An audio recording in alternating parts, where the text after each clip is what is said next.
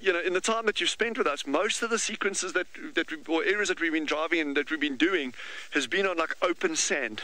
Okay, so what is really striking about this particular area that we're looking at now is you'll notice all the rocks. So you're like, okay, well, so how do these rocks come about? Where are they from? And why are they all in this very, very small area around here? This area that we're looking at is probably 100 square meters, maybe a little bit larger, give or take. So how do they end up here? And we're saying, well, the hills are close by here, but still it doesn't account for all these little pebbles and slightly larger rocks lying around over here. And actually, when you start looking closer, this becomes really, really fascinating. So we've got a lot of stones here that actually have been worked by people. And when I'm saying worked, and when I say people, it's actually what we call the MSA, the Middle Stone Age, going into Late Stone Age. And you know, we some of these stones that are working, and I'll show you better examples as I move towards you there. We're looking at a time frame roughly, give or take, 250,000 years, right through to probably the past 3,000-4,000 years.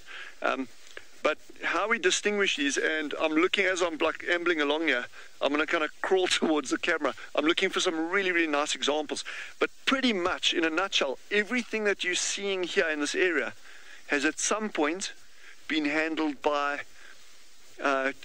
early modern man, or perhaps, in fact, definitely even, you know, pre-modern humans. So we're talking about like probably Homo erectus, even maybe Homo ergaster. That's a little bit earlier.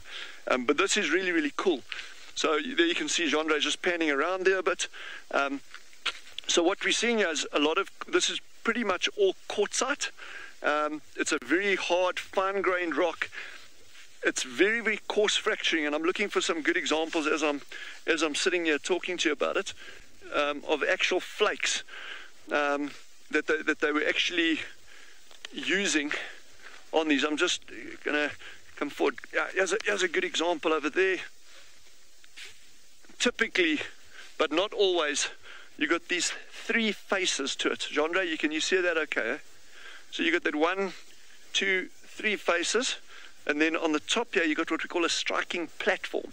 So that striking platform, they would have used other stones to actually take these flakes off, and they could have actually have used this itself as the tool, or the flakes that actually came off here would have been incredibly fine and very, very sharp, and that's what would have also been used, particularly as you go more towards the later Stone Age, so the more recent stuff. Those are the kind of sharp flakes that they would have been using. Here's an example of what's called a core stone. I'm looking if I can actually get a better example for you. So these core stones are typically a lovely disc shape. This one seems to be a bit fractured on the back end over here. But a core stone, if I can find a good one, it's kind of disc shaped like that, and then it's got multiple fractures, flakes that have been taken off all around. Oh, yeah, actually, there's something else. Okay, so that's a core stone. So this is actually now very, very interesting. And I see there's a couple other pieces. I'm just going to come a little bit further forward over there. Just bear with me a little bit. I'm going to put them down on here so you can actually see them better. There's one example, and here is a stunningly good example of what we call late Stone Age. It's more like a microlith. Thanks for your patience there. The guys have been having some amazing sightings and absolutely fascinating stuff. Yeah, about elephant foot sizes, like really interesting questions there. But on our side, back to our inanimate objects. You know, Jean-Andre and I have to do like a sand or a rock sequence at least once a day. So the question that Jean-Andre's asked me now is, coming back to the stones, he's like, well, you see all these stones, well, how do we know they're actually even worked by people? He was like, maybe it's just stones that have occurred here, they're worn out of the mountains. That's a brilliant question. So there's a couple of key things here. I won't get into too much detail, and anyone's obviously welcome to contact me if you want more info. So when you look at these, you've got this main surface over here, example, and then you've got multiple fractures that have been taken off on both sides over there. There you've got the main surface area there, and again, multiple platforms, or flakes that have been taken off. It's very unlikely that a stone will chip like that naturally. You can get what we call pet effects, so that's animals walking, chipping stones against each other, and you'll get flakes coming off, but not uniformly right around the edge of a core stone like that. Here's another example of a core stone. There you've got your main surface, and again, flakes that have been taken off. Now, you can also argue, well, because one of the things is they can use those flakes, or they can use this as the tool. There's another example over there. You've had multiple flakes taken off over there. That's from the main fracture area. So they would have had a boulder, chipped it, taken off a big piece, and then started reworking it. So this is more like late Middle Age, so no, Middle Stone Age, but the more recent stuff, it's very finely worked. But now the question comes in, leading on to Jean-André's question, is how do we know, apart from like those kind of signs, that is real? Well, if you look over here, so this is where it gets interesting again. This material that you're seeing here, all this other stuff that we've been looking at is quartzite. It's a dime a dozen. All these hills are made of it. There's masses, and they would never have been able to use all of it, lots of choice. This kind of stuff doesn't even occur on Tswalu. Not to my knowledge is there any deposit that I'm aware of on Tswalu. This would be, it's super fine grained, what we call jasperite. Gets incredibly sharp edges, and then you're moving over to this gorgeous beaut of a stone over here. This is called chalcedony.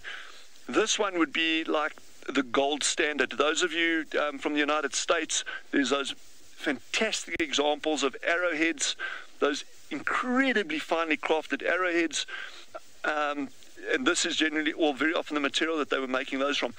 To my knowledge, I think there's only about 13 arrowheads like that have ever been found in South Africa. So very rare here, but the raw material is quite common in South Africa, so that like leads you on to, well, why did the technology develop there, not here?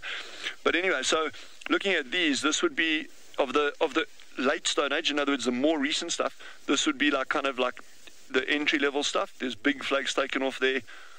This one is like more recent, and this would be the very recent stuff. In fact, they get even smaller, like a tenth of the size of this, sometimes smaller. And one reason why we can see this middle one is actually a nice example. When they flake it initially to get that super sharp edge for cutting stuff, then they've got to actually try to get a serrated edge, and that's what we call secondary touch-ups. So they've actually been taking little chips out the edge over there, and that's what gives it that super sharp serrated edge. These ones are quite worn off now. Here's another nice example over there. Jean, I don't know how well you can see that little edge over there. But you had your major flake, and then you had all these tiny little serrations taken off through a process called pressure flaking.